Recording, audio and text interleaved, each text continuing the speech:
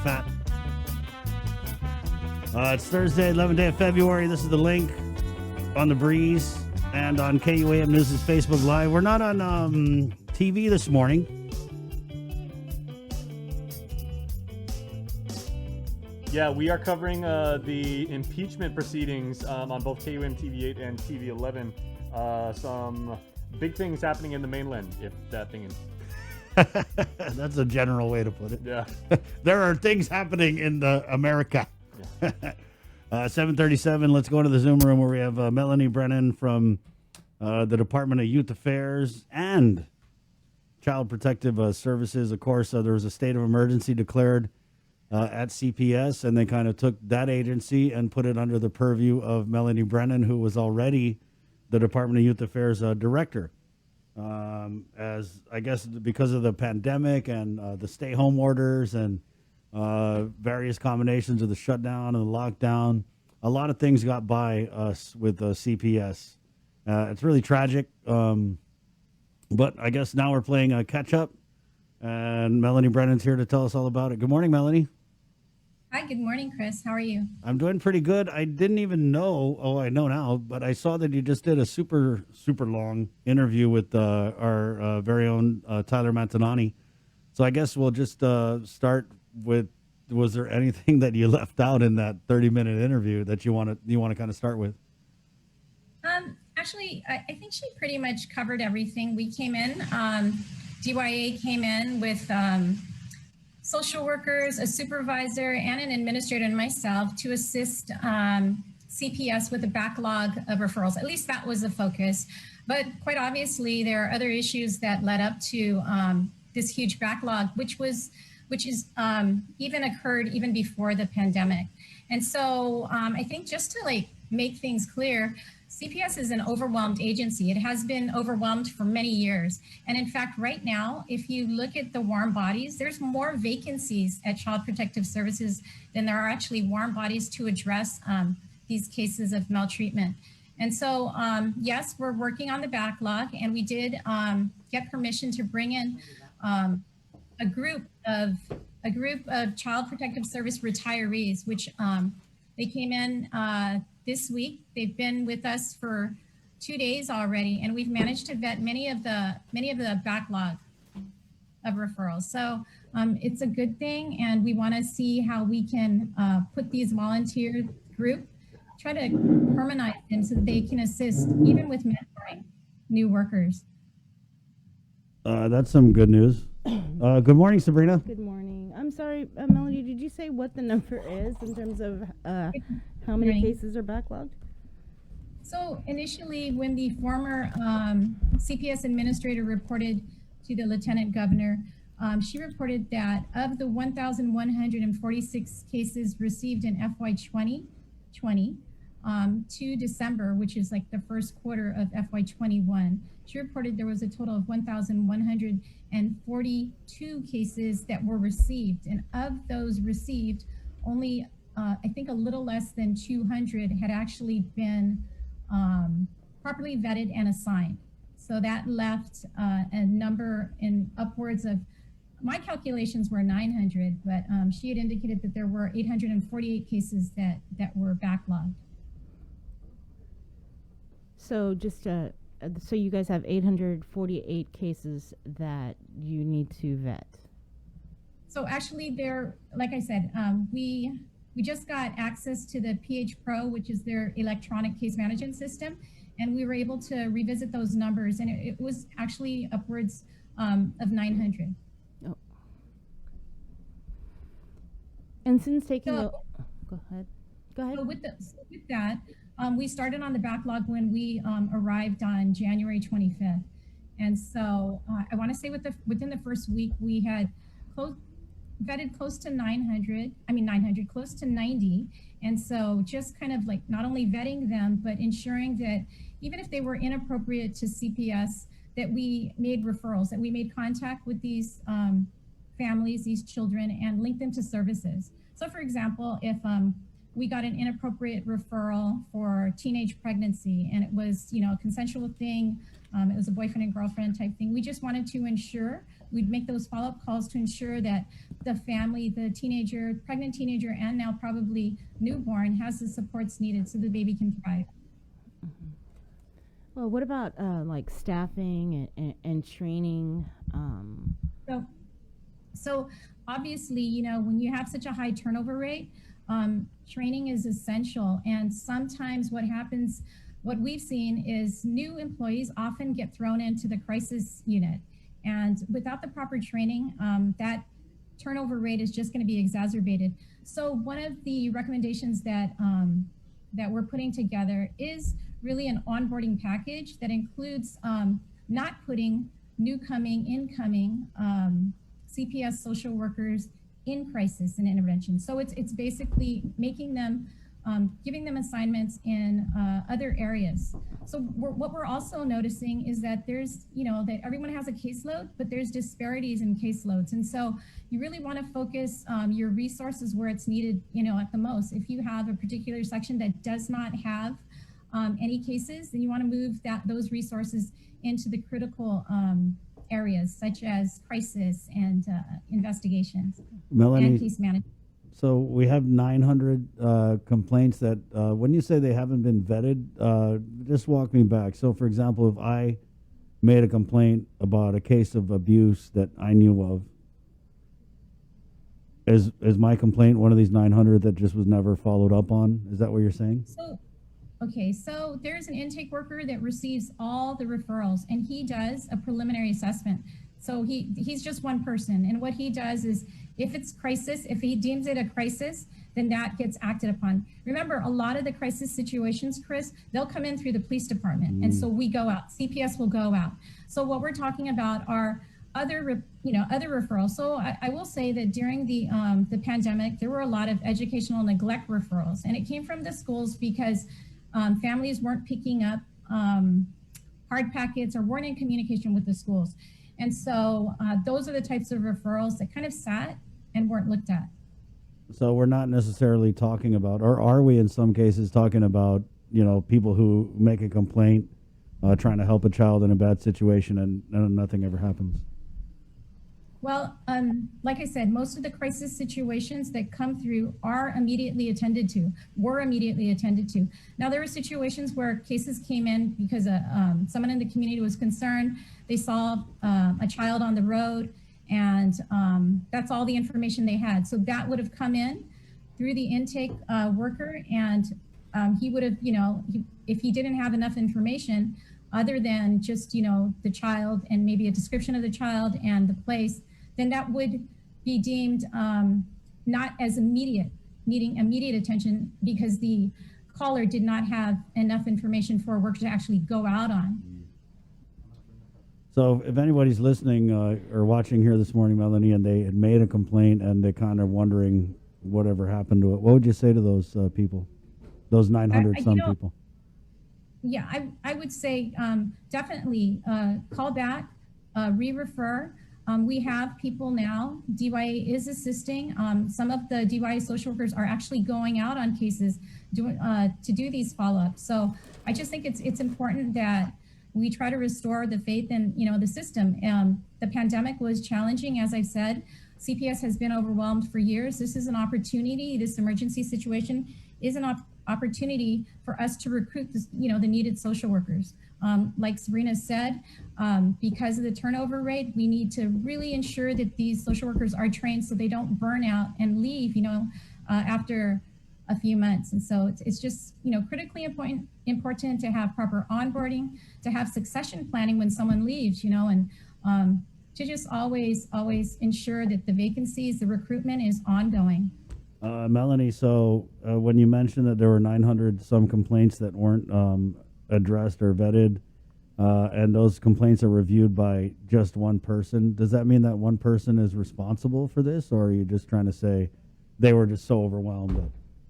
No, that's not what I'm saying at all. So there is one person currently assigned to intake. There are 3 people assigned to crisis, and so those individuals go out, and there's also a rotation of officers after hours on the weekends, on the holidays that go out, and that includes the whole, not only the other supervisors, but other social workers as well.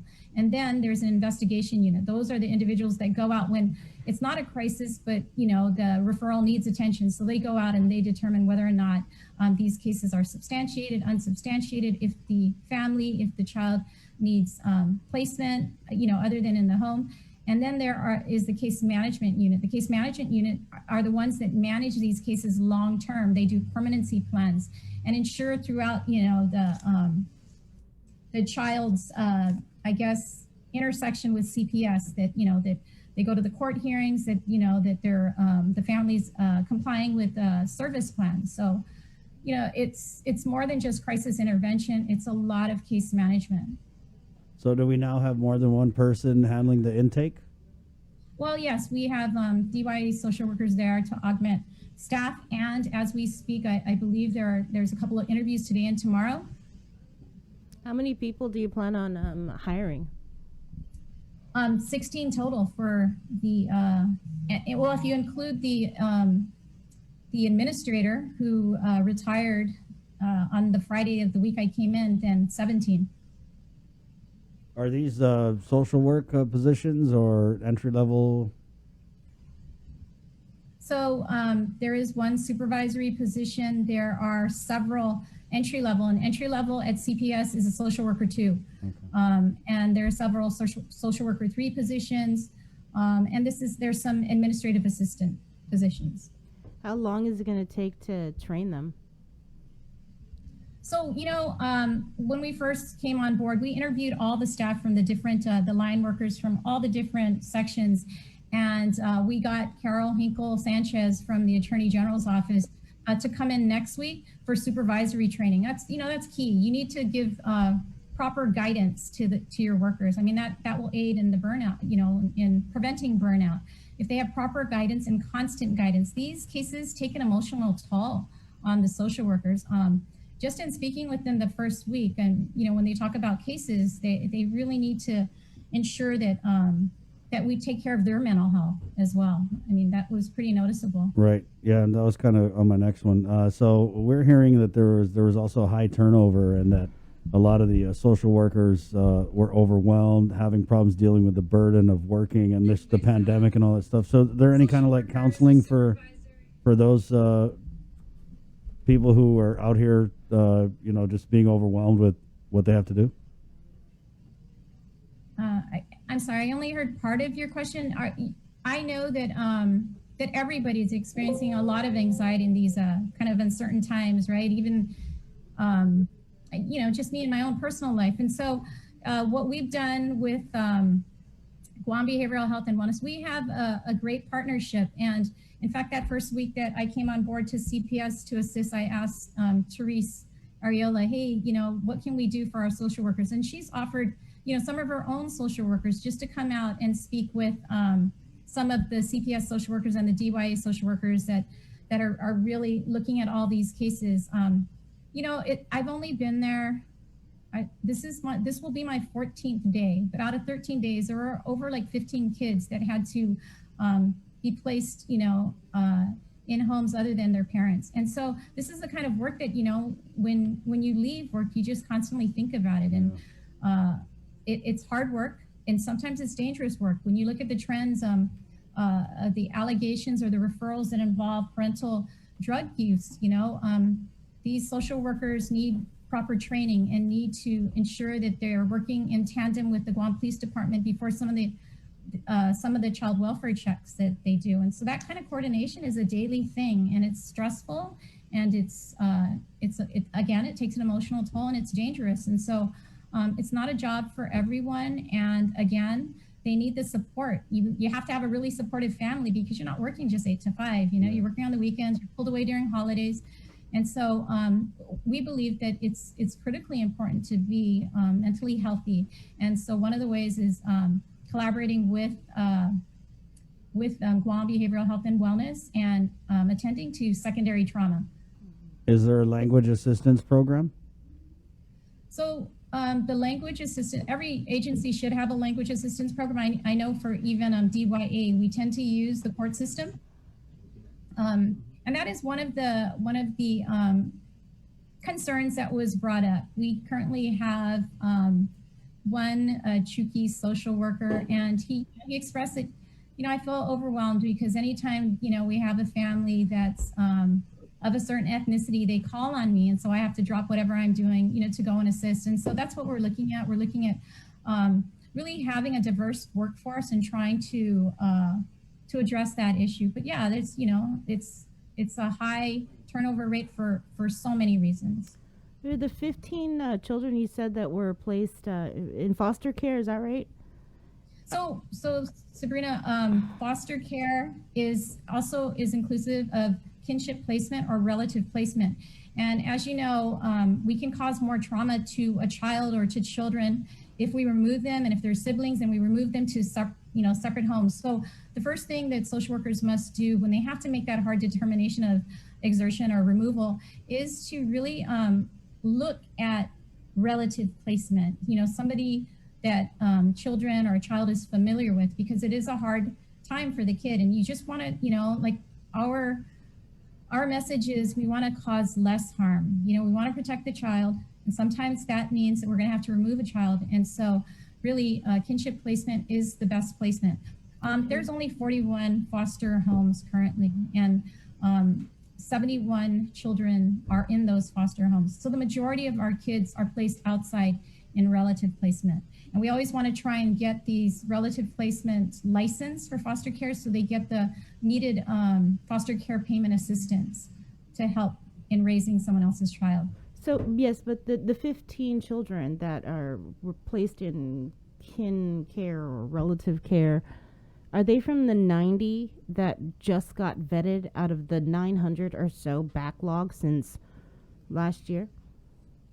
No, those were, I believe a couple of them were current case management cases, and placement broke down where they were staying. And then there was one just yesterday with 4. And so a lot of times it's families. And so that is why the numbers are so high. Mm-hmm. But no, in answer to, it wasn't part of the backlog. These are new cases or current cases. Have you had any new cases since you took over? Did I have any new cases? Yeah, have you had any new cases since you took over? Oh, how many new cases? I'm sorry. So on average, we receive, it's still kind of slow, but on average, we receive 3 to 15 referrals a day. Some of them can be duplicate referrals, and some of them are vetted as inappropriate. But yeah, those are the numbers. Mm-hmm. So what we've done is because of the backlog, we've assigned the DYA social worker to address the new cases and to turn them over as quickly as we can, assign them. And the CPS social worker is still addressing the backlog of cases. So that way we won't have a current backlog. Mm-hmm. During the pandemic, was anybody working?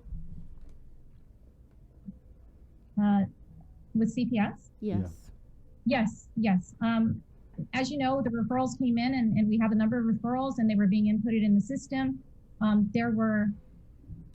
People were working.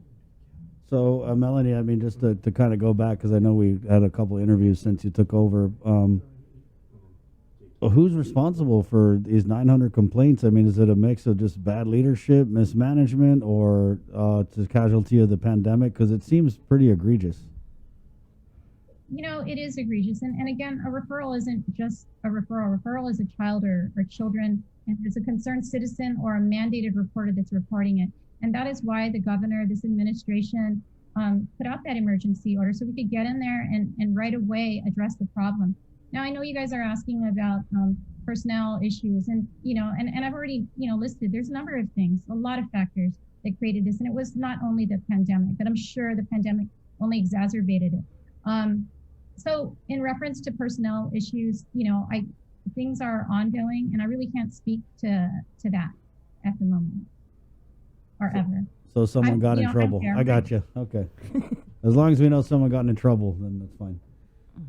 Bree? No, it's just kind of sad to hear about all of this, and to hear that 900 cases are just sitting there. Yeah. So what, Melanie, when you look at these 900 cases, what are you just like going down the line? How many of them are you able to address per day, and how long do you anticipate before you're caught up with these 900 referrals? So, that's a great question, because where did we start? We came into a pile of referrals and files. And so understanding that they came through intake, that they were received by intake, we know and we understand that there were preliminary assessments. So it was kind of vetting it by pulling out those that, required like 24-hour, 72-hour responses, taking those first, and then the inappropriate ones, of course, just looking at those and setting those in the pile for the family support services to link to services. So really it is just taking a look at what the intake worker and the preliminary assessments of the intake worker were done. Okay. And just real quickly, I know you said that you guys need foster parents. What are the requirements? Where do they go? What information do people need if they want to step up and they want to help? Thank you. Yeah, I'm always going to end with that. If you're interested, if you have room in your heart and home, please call 475-2653. The requirements are that, that you want to help, that you have care, but you also have to undergo a home study to make sure that the home is appropriate. Of course, you can't be a registered sex offender or have a registered sex offender in your home, but they do actually come out and interview you. All right, 475-2653, right? Yeah, and I just want to assure the public that, we are entertaining all referrals. We do understand that there was huge issue. And so if you are part of the community and you know of, or you feel that a child is or children are in danger, please call 735-3505. Thank you, Melanie. Thank you too. You guys have a nice day. God bless you and good luck and Godspeed. Do it for the children. Thank you. Stay Take safe. care. Okay. Bye. Yeah, that's just Heartbreaking. it is. And like Melanie had said, and we covered this in a previous interview with her, these aren't just referrals, pieces of paper. They're not. They're kids' lives. And what's frustrating is we encourage people to report these things, and they were doing that, and nothing was getting done. To the point, like 100 complaints, I could understand. That's kind of reasonable, right? Like, okay, 100 complaints. Oh, there was COVID. But 900 freaking complaints? I don't get it. Someone needs to be, well... Did she say the administrator retired or... Well, the somebody day that left. she- Yeah. Somebody left. And from what she's saying, it sounds like there was some kind of personnel action. But I want to see, like, blood in the streets over this. You know what I mean? The CPS, they've actually always been short-staffed. Of course. Right. But, this has got to be... Somebody has to prioritize this. It needs to be a priority, and I guess, the governor came in and she saw what happened, what was happening, or what was not happening, excuse me, and moved it over to DYA. It's 8 o'clock. We're KUAM-FM, Agotni, Guam. This is The Breeze on the radio side. Good morning to our Facebook Live viewers on the way. JQ with the Guam International Airport Authority. We got to take a really quick break, and we're coming back with Sijulan Algun, who has a new book. Sijulan. It's got a new book that's coming out. It's called The Properties of Perpetual Light. It's good stuff, deep stuff. And you can actually